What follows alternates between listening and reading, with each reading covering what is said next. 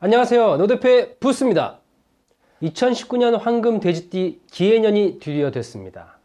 새해 복 많이 받으시고요. 여러분, 새해에도 노대표와 함께 우리 한번 달려가 봅시다.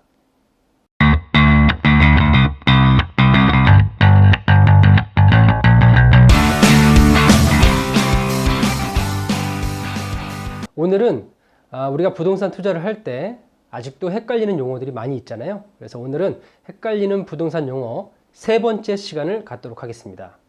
자, 헷갈리는 용어 중에 첫 번째는 여러분들이 정말 많이 헷갈려 하시는 가압류와 가처분. 일단 가압류는 채권의 대상을 보전하기 위해서 집행 대상이 되는 재산을 미리 압류하는 걸 말하는 겁니다. 즉, 돈 빌린 사람, 채무자가 재산을 은닉하거나 처분하는 행위를 방지하기 위해서 하는 거예요.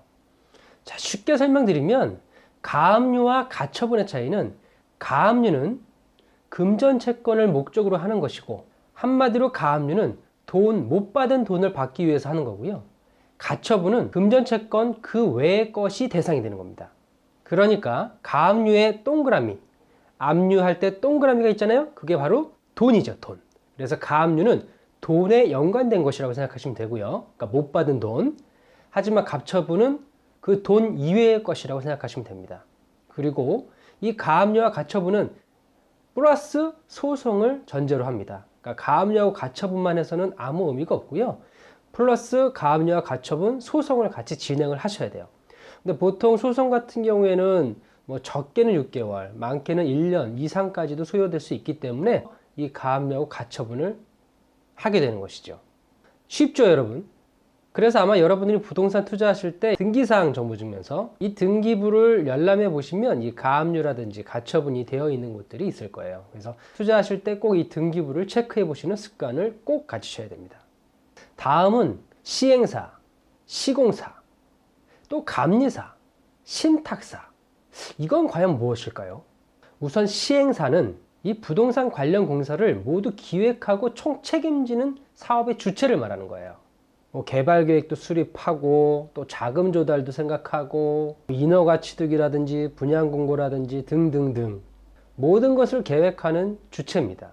보통은 건축주라고 지칭하죠. 그리고 참 2018년도 하반기부터는 건설산업기본법이 바뀌어서, 예전에는 뭐 작은 규모의 건설 같은 경우에는 직접 건축주가 시공을 할 수 있었지만, 이제부터는 건설 면허가 없는 사람들은 이 건축을 할 수가 없게 되어 있어요.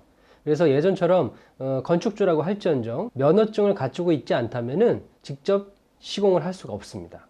이건 예전에도 제가 한번 말씀드린 적이 있었는데 참고하시면 되겠습니다. 그래서 아무래도 이제 건설 면허를 가진 사람들만 건설이 가능하기 때문에 건축 비용이 조금 상승하는 효과가 생기지 않을까 싶습니다. 자, 그 다음에 시공사인데요. 시공사는 공사를 직접 담당하는 건설 회사를 지칭하는 겁니다. 그러니까 시행사로부터 발주를 받아서 그 계획에 따라서 공사를 진행하는 업체를 말하는 겁니다. 우리가 잘 아는 뭐 현대건설이라든지 또 GS건설, 또 포스코라든지 등등등 이런 건설회사라든지, 또는 뭐 통상 우리가 뭐 말하는 아파트 브랜드들 있잖아요. 이런 데들이 이제 시공사에 해당됩니다. 가끔은 이렇게 시공사가 시행사까지 모든 업무를 도맡아서 진행하기도 합니다. 그리고 신탁사가 있는데요. 이 신탁사는 뭐냐면 소비자의 투자금을 보호해주는 회사를 말하는 거예요. 그리고 이제 뭐 아파트 분양이라든지 건축 등에 이제 필요한 자금을 관리하고 보증을 서주는 역할을 합니다. 사실 건설을 하다 보면은 시행사에서 자금 문제가 생길 경우가 많이 있어요. 그래서 이제 시행사에서 자금 문제가 생길 경우에 투자한 소비자들을 보호해주는 역할을 이 신탁사가 합니다. 그러니까 아무래도 이제 그 건설 투자금에 대한 금전에 대한 안전장치라고 생각하시면 될 것 같아요. 마지막으로 이제 감리사가 있는데, 이 감리사는 뭐 여러분들이 생각하시는 바로 그거. 말 그대로 시공사가 건축을 하는데 이제 시공 과정에 이제 문제가 없는지, 부실 시공을 하는 것이 아닌지, 또는 뭐 이제 설계 도안대로 제대로 건축을 하는지, 이런 것들을 체크하고 관리하는 것을 감리사라고 합니다. 그래서 이 감리사는 아무래도 건축에 대한 전문적인 지식이라든지 기술이나 경험을 가지고 있어야 돼요. 실제 건축 현장에서는 이 감리사의 역할이 굉장히 중요합니다. 아무리 뛰어난 설계라도 이 제대로 감리를 못해서 그 설계 도안하고 정말 다른 방향으로 건축이 되고 있다고 하면은 아무래도 뭐 부실 시공이 될 수도 있고 제대로 된 건축이 안 될 수 있으니까요. 이 감리사의 역할이 굉장히 중요하다고 생각합니다. 자, 다음으로는 대출 관련인데요. 정말 뭐 2018년 9.13 대책 이후로는 정말 강력한 대출 규제가 이루어지고 있고 2019년에도 아무래도 그 여파가 계속 이어질 것 같다는 생각을 하고 있는데, 여러분들이 지금 이렇게 말씀드리는 걸 전부 다 알고 있거나 또 외우고 있을 것까지는 없는데요. 사실 이런 것들이 많아진다는 것 자체가 그만큼 대출이 더 빡세진다고 생각하면 됩니다. 네. 그래서 아무래도 이런 것들이 자꾸 안 생겨야 되는데 계속 새로운 것들이 생기고 점점 대출을 많이 규제하고 받기 힘들게 만들어 놓기 때문에 투자자가 아닌 또 실수요자라든지 또 기타 이제 뭐 자영업을 하시는 분들이나 이런 분들한테도 굉장히 좀 압박 아닌 압박이 되고 있다고 생각해요. 예, 그래서 이 대출은 아무래도 2019년에 또 어떠한 변화가 생길지 모르겠지만 사실 또 은행들이나 뭐 보험회사라든지 뭐 이런 부분들도 또 먹고 살아야 되잖아요. 너무 대출을 규제하다 보면 사실 은행이 순수하게 뭐 예금이나 적금 같은 거 가지고는 사실 운영되기가 쉽지 않습니다. 예, 그래도 아무래도 이 대출에 대한 부분이 있기 때문에 어떻게 될지 모르겠지만 2019년에는 조금 변화도 생기지 않을까, 좀 조심스럽게 전망도 해봅니다. 자, 그래서 조금 어려운 용어긴 한데요. 그냥 쉽게 여러분이 듣고 그런 거구나 하고 이해해 보셔도 되고요.